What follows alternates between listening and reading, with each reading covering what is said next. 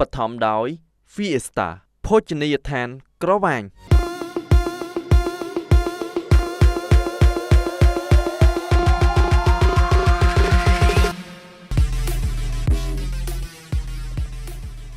អូ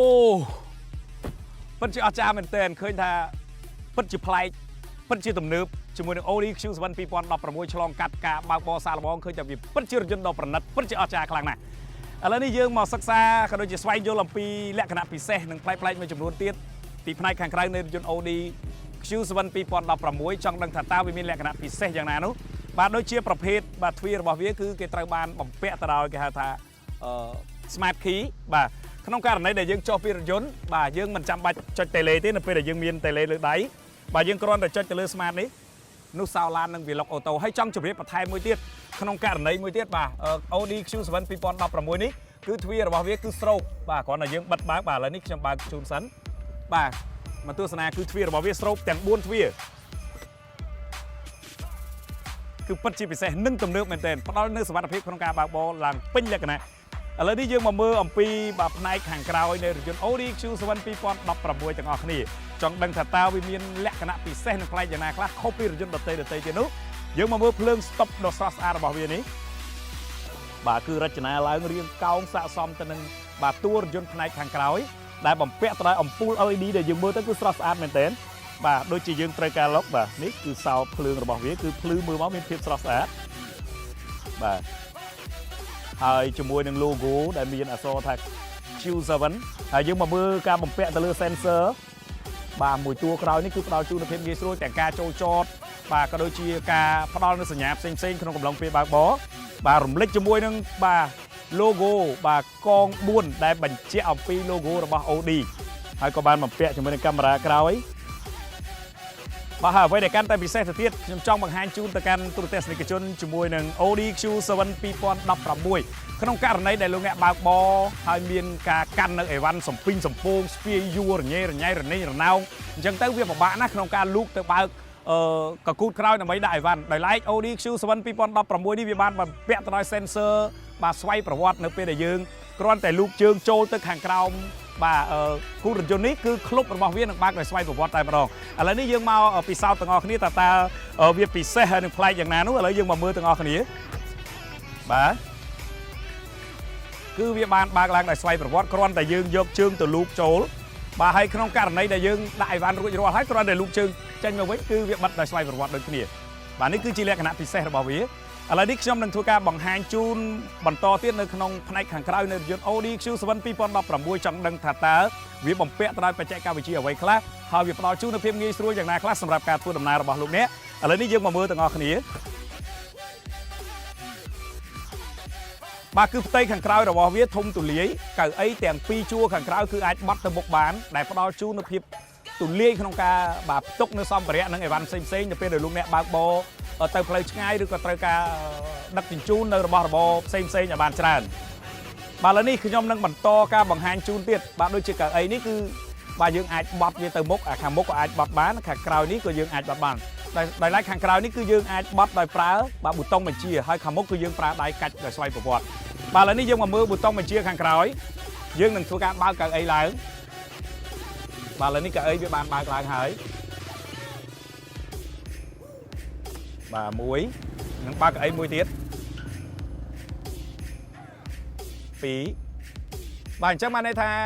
រថយន្ត Audi Q7 2016វាជាប្រភេទរថយន្តដែលមានកៅអី3ជួរផ្ដល់ជូននៅភាពងាយស្រួលក្នុងការធ្វើដំណើរផ្លូវឆ្ងាយដែលយើងអាចដាក់បានគ្នាច្រើនយើងក៏លេចមកមើលកៅអីខាងក្រោយរបស់វាគឺយើងអាចបើកបត់មកក្នុងករណីដែលយើងមិនមានអ្នករួមដំណើរអង្គុយខាងក្រោយទេយើងចង់ឲ្យផ្នែកខាងក្រោយធំទូលាយក្នុងការដាក់អីវ៉ាន់បាទគឺយើងអាចបត់កៅអីហ្នឹងទៅបាទដោយយើងចុចប៊ូតុងបញ្ជារបស់យើងនេះបាទគឺយើងអាចឲ្យកៅអីនេះបត់ចូលទៅក្នុងក្លុបបាទឥឡូវនេះកៅអីទី1បត់ហើយអញ្ចឹងយើងនឹងបន្តបត់កៅអីទី2ចូលទៅបន្តទៀតហើយប៊ូតុងនេះក៏សូមជម្រាបផងដែរគឺយើងអាចបញ្ជាពីខាងក្រោយនេះក៏បានឬទៅបញ្ជានៅកៅអីជួរកណ្ដាលក៏បានបាទនៅក្នុងជួរកណ្ដាលនៃកៅអីរបស់រថយន្ត Audi Q7 2016គឺអាចបញ្ជាមកកាន់កៅអីខាងក្រោយបានដូចគ្នាបាទយើងមកមើលដូចជានៅទីនេះបាទគឺយើងឃើញមានបាទនេះគឺឧបករណ៍សម្រាប់បាទគេហៅថាការសង្គ្រោះបឋមបាទហើយក៏បានភ្ជាប់ជាមួយនឹងឧបករណ៍មួយចំនួនដូចជាដូចនេះគឺសិតតែប្រើប្រាស់នៅប្រព័ន្ធភ្លើងដែលផ្ដល់ជូននូវភាពងាយស្រួលសម្រាប់ ការដោះដូរនៅគ្រឿងដូចជាកង់អីផ្សេងជាដើមបាទដល់ឡៃចង់ជម្រាបបន្ថែមតិចទៀតផងដែរបាទជាមួយនឹងការបិទនៅគូតក្រោយរបស់រថយន្ត Audi Q7 2016 នេះគឺយើងអាចប្រើ sensor នៅក្នុងក្រោមជើងនេះក៏បានឬក៏បងប្អូនបាទដែលគាត់មិនសូវជាស្ទាត់ជំនាញឬក៏រហ័សរហួនក្នុងការប្រើប្រាស់ដូចជាឲ្យ sensor ខាងក្រោមអញ្ចឹងយើងអាចចុចនៅលើប៊ូតុងនេះក៏បានឬក៏យើងប្រើជាមួយនឹង tele របស់យើងក៏បានគឺយើងអាចបិទបានតាមរយៈ tele របស់យើងបាទនេះវានឹងកំពុងតែបិទហើយឥឡូវនេះវាបានបិទហើយផ្នែកខាងក្រោយឥឡូវយើងទៅមើលផ្នែកកៅអីជួរកណ្ដាលនៃរថយន្ត Audi Q7 2016 ពីការបញ្ជាសម្រួលបិទបើកកៅអីបាំងក្រោយនិងការកាច់កៅអីជួរកណ្ដាលដើម្បីឲ្យមានភាពធំទូលាយនៅក្នុងរថយន្តក្នុងពេលបើកបរក្នុងករណីដែលយើងទុកសម្ភារៈផ្សេងច្រើនតោះឥឡូវនេះមុននឹងឈានចូលដល់ការបង្ហាញនៅកៅអីខាងក្នុងជួរកណ្ដាលនៃរថយន្ត Audi Q7 2016 ខ្ញុំចង់បង្ហាញជូនអំពីលក្ខណៈពិសេសរបស់រថយន្តនេះបាទជាមួយនឹងរថយន្តមួយប្រភេទនេះវាបានបំពាក់ទៅដោយប្រព័ន្ធបាទគឺការពារបរិស្ថានបាទនៅក្នុងបាទបំពង់ខៀវនេះគឺជាកន្លែងដែលយើងចាក់នៅប្រេងដើម្បី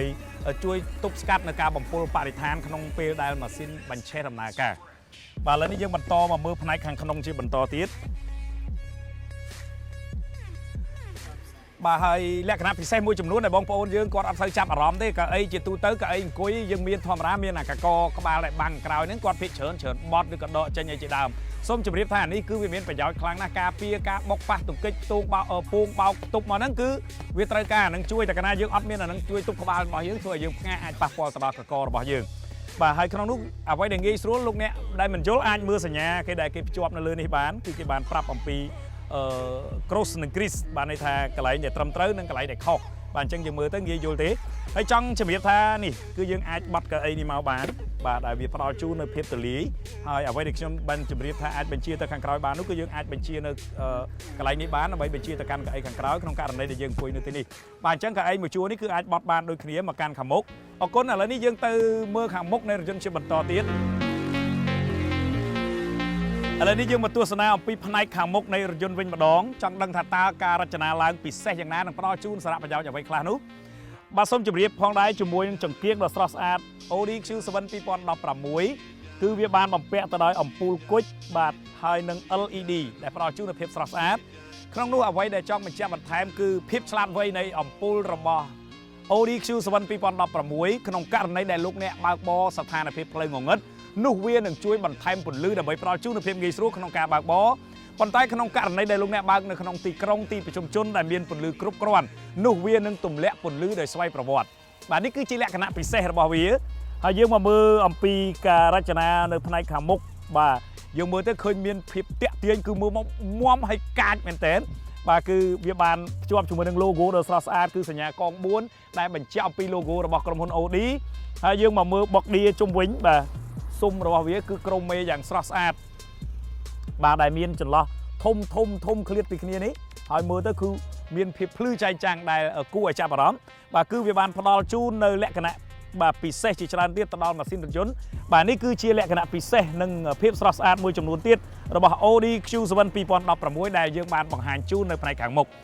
ខណៈនេះពីកម្មវិធីរបស់យើងក៏បានឈានចូលដល់ទីបញ្ចប់ក៏សូមអរគុណចំពោះការតាមដានទស្សនាពីសំណាក់ទូរទស្សនិកជនគ្រប់មជ្ឈដ្ឋានអរគុណដល់ហាងលក់រថយន្ត V99 ដែលមានទីតាំងនៅជាប់ផ្សារបាយ័នដែលបានផ្ដល់រថយន្តសម្រាប់ការថតនៅក្នុងកម្មវិធីអាណាចក្ររថយន្តនៅក្នុងសប្តាហ៍នេះហើយពីកម្មវិធីរបស់យើងនៅសប្តាហ៍ក្រោយនឹងធ្វើការបង្ហាញជូននៅរថយន្តស៊េរីថ្មីទំនើបគ្រប់ model ខណៈនេះពីកម្មវិធីសូមអរគុណនិងសូមគោរពលា